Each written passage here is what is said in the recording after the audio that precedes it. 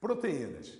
Proteínas são macromoléculas, proteínas são polímeros formadas pelo encadeamento de vários monômeros, que são os aminoácidos. O que é um aminoácido? Observa aí na imagem. Todo aminoácido possui um carbono ligado a um hidrogênio, ligado a uma carboxila, logo ele é um ácido carboxílico, e ligado a um grupamento amino, um NH2, daí o termo aminoácido, amino mais ácido carboxílico. O que diferencia o aminoácido é o radical. Esse radical é a porção variável entre os 20 tipos de aminoácidos que nós utilizamos nas nossas células. Como que os aminoácidos se ligam? Eles sempre vão se ligar entre a amino de um e a carboxila da outra. Então, nessa ligação entre a amino de um e a carboxila do outro, forma-se uma ligação chamada ligação peptídica, que é aquela que permite a formação de uma proteína. Então, 2 aminoácidos se ligam, uma ligação peptídica.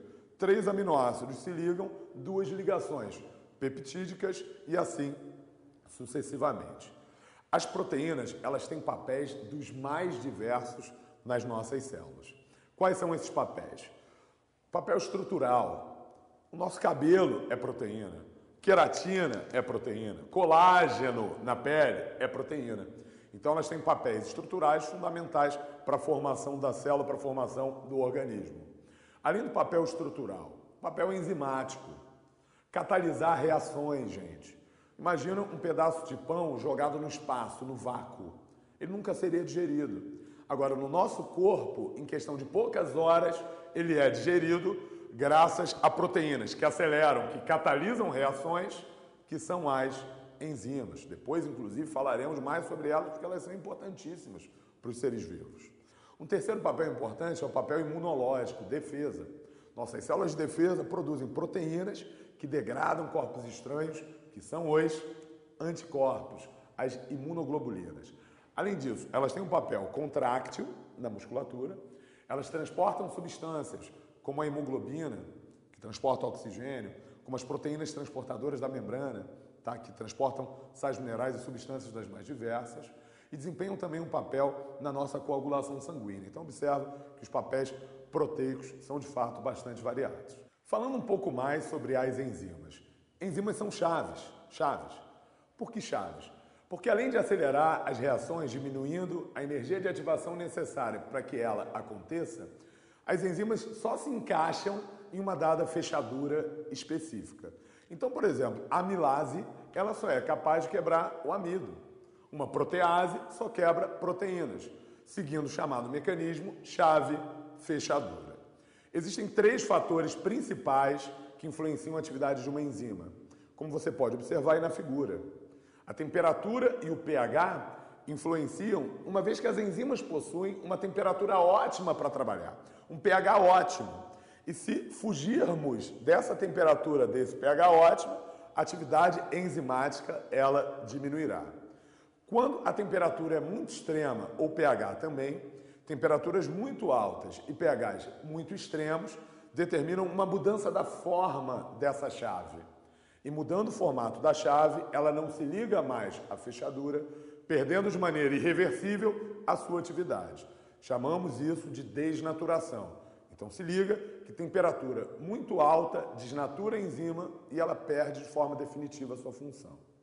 Por fim, a concentração de substrato influencia, uma vez que quanto mais substrato houver, maior será a atividade da enzima. Mais substrato, maior a atividade. Porém, chega a um dado limite em que ela satura.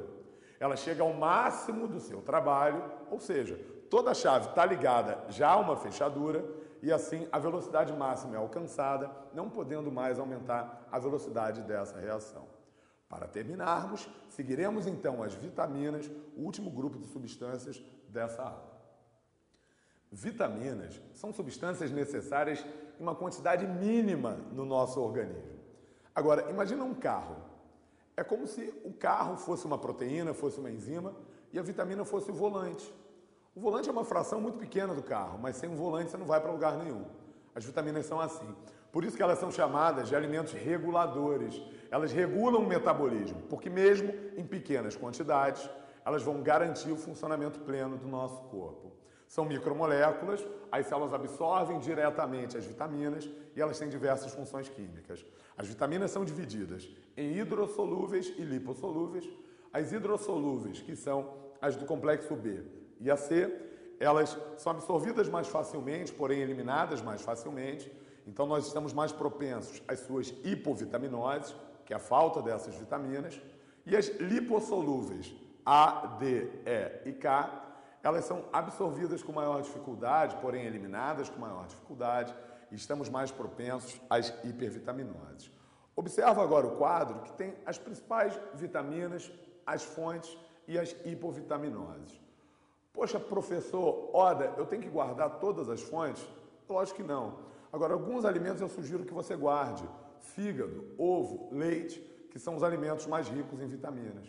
E algumas hipovitaminoses, como a xeroftalmia para a vitamina A, o beriberi para a B1, o escorbuto para a C, o raquitismo para a D e problemas coagulatórios para a vitamina K. Sobre bioquímica, é isso que você tem que saber. Nos encontramos no próximo módulo.